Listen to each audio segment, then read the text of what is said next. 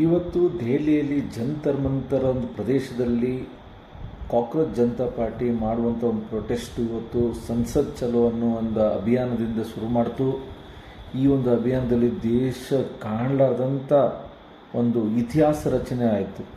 ಕಾರಣ, ಸಂಸತ್ತಿಗೆ ಹೋಗುವಂಥ ಯುವಕರ ಮೇಲೆ ದಿಲ್ಲಿ ಪೊಲೀಸರು, ಮೋದಿಯವರ ಗುಂಡಗಳು, ಅಮಿತ್ ಶಾ ಅವರ ಗುಂಡಗಳು ಇವತ್ತು ನಮ್ಮ ದೇಶದ ಯುವ ಪೀಳಿಗೆ ಮೇಲೆ, ನಮ್ಮ ದೇಶದ ವಿದ್ಯಾರ್ಥಿಗಳ ಮೇಲೆ ಲಾಠಿ ಪ್ರಹಾರ ಮಾಡಿದ್ದಾರೆ, ಲಾಠಿಯನ್ನು ಬೀಸಿದ್ದಾರೆ. ವಾ ಮೋದಿಜಿ ವಾ, ನೀವು ನಿಜವಾಗ್ಲೂ ಇವತ್ತು ವಿಶ್ವಗುರು ಆಗಿಬಿಟ್ರಿ, ನಿಜವಾಗ್ಲೂ ವಿಶ್ವಗುರು ಆಗಿಬಿಟ್ರಿ. ನಮ್ಮ ದೇಶದ ವಿದ್ಯಾರ್ಥಿಗಳ ಮೇಲೆ ಬಲಪ್ರಹಾರ, ಲಾಠಿ ಚಾರ್ಜ್ ಮಾಡುವಂಥ ವಿಶ್ವದ ಏಕೈಕ ಪ್ರಧಾನಿ ನಮ್ಮ ದೇಶದ ನರಸತ್ತಂಥ ಹೇಡಿ ಪ್ರಧಾನಿ ನರೇಂದ್ರ ಮೋದಿಯವರು.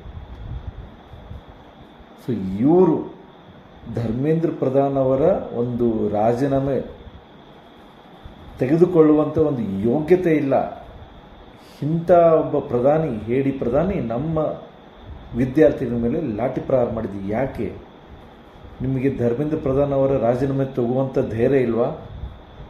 ದಮ್ಮು ತಾಕತ್ತು ಇಲ್ವಾ? ನೀವು ಧರ್ಮೇಂದ್ರ ಪ್ರಧಾನ್ ಅವರನ್ನು ಕಾಪಾಡ್ತಿದ್ದೀರೋ ಅಥವಾ ಧರ್ಮೇಂದ್ರ ಪ್ರಧಾನ ನಿಮ್ಮನ್ನು ಯಾವುದಾದ್ರೂ ಒಂದು ವಿಷಯದಲ್ಲಿ ಕಾಪಾಡ್ತಿದ್ದಾರೋ?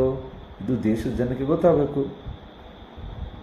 ಹೀಗಾಗಿ ಇವತ್ತು ಏನು ಸಂಸತ್ ಚಲೋ ಪೀಸ್ಫುಲ್ ಪ್ರೊಟೆಸ್ಟ್ ಅಂತ ಏನು ಹೇಳ್ತೀವಿ, ಪೀಸ್ಫುಲ್ ಪ್ರೊಟೆಸ್ಟ್ ಮಾಡ್ತಾ ಇರುವಾಗ ದೆಹಲಿ ಪೊಲೀಸರು ಬಲ ಪ್ರಯೋಗ ಮಾಡಿದ್ದಾರೆ, ಅವ್ರ ಮೇಲೆ ಲಾಠಿ ಬೀಸಿದ್ದಾರೆ.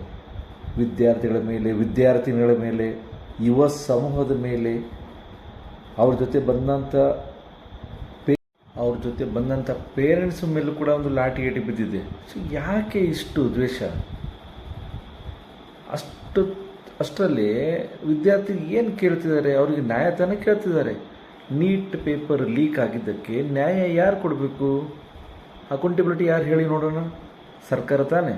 ಕೇಂದ್ರ ಸರ್ಕಾರದಲ್ಲಿ ಇರೋದು ಯಾರು? ಮೋದಿಯವರು, ಪ್ರಧಾನಮಂತ್ರಿಯವರು, ಶಿಕ್ಷಣ ಮಂತ್ರಿ ಆದಂಥ ಧರ್ಮೇಂದ್ರ ಪ್ರಧಾನ್ ಅವರು. ಇವರೆಲ್ಲ ಜವಾಬ್ದಾರಿ ತಗೋಬೇಕಲ್ಲ. ಜವಾಬ್ದಾರಿ ತಗೊಳ್ಳಿಲ್ಲ ಅಂದರೆ ಹೆಂಗೆ? 25 ಜನ ವಿದ್ಯಾರ್ಥಿಗಳು ತಮ್ಮ ಪ್ರಾಣವನ್ನು ತೆಗೆದಿದ್ದಾರೆ, ಸೂಸೈಡ್ ಮಾಡ್ಕೊಂಡಿದ್ದಾರೆ ಈ ನೀಟ್ ಪೇಪರ್ ಲೀಕ್ ಆಗಿದ್ದಕ್ಕೆ. ಸೊ ಅವ್ರ ಸಾವಿಗೆ ಬೆಲೆನೇ ಇಲ್ವಾ? ನ್ಯಾಯನೇ ಇಲ್ವಾ? ಧರ್ಮೇಂದ್ರ ಪ್ರಧಾನ್ ಅವರ ರಾಜೀನಾಮೆ ತಗೊಳ್ಳೇಬೇಕು ಪ್ರಧಾನಿಯವರೇ. ಇಲ್ಲಾಂದರೆ ನೀವು ಕೂಡ ರಾಜೀನಾಮೆ ಕೊಟ್ಬಿಡಿ. ನಮ್ಮ ದೇಶದ ವಿದ್ಯಾರ್ಥಿಗಳಿಗೆ ಒಂದು ನ್ಯಾಯವನ್ನು ಒದಗಿಸಿಕೊಡುವಂಥ ಕೆಲಸ ತಾವು ಮಾಡಬೇಕು. ಅನರ್ಹ ವರ್ಸ್ಟ್ ಎಜುಕೇಷನ್ ಮಿನಿಸ್ಟರ್ ಆದಂಥ ಧರ್ಮೇಂದ್ರ ಪ್ರಧಾನವನ್ನು ಕೂಡಲೇ ಸಂಪುಟದಿಂದ ವಜಾಗೊಳಿಸಬೇಕು, ರಾಜೀನಾಮೆಯನ್ನು ಪಡೆಯಬೇಕು ಅವ್ರದ್ದು. ಅಂದಾಗ ಮಾತ್ರ ಈ ವಿದ್ಯಾರ್ಥಿಗಳು ಹಿಂಸರಿತಾರೆ. ನೋಡಿ, ಧರ್ಮೇಂದ್ರ ಪ್ರಧಾನ್ ರಾಜೀನಾಮೆ ತೊಗೊಂಡ ತಕ್ಷಣ ಎಲ್ಲ ಸರಿ ಹೋಗುತ್ತೆ ಅಂತ ಹೇಳ್ತಾ ಇಲ್ಲ ನಾನು. ಎಜುಕೇಷನ್ ಸಿಸ್ಟಮ್ ಕೂಡ ಬದಲಾಯಿಸಬೇಕು, ಚೇಂಜ್ ಮಾಡಬೇಕು. You have to work on education system.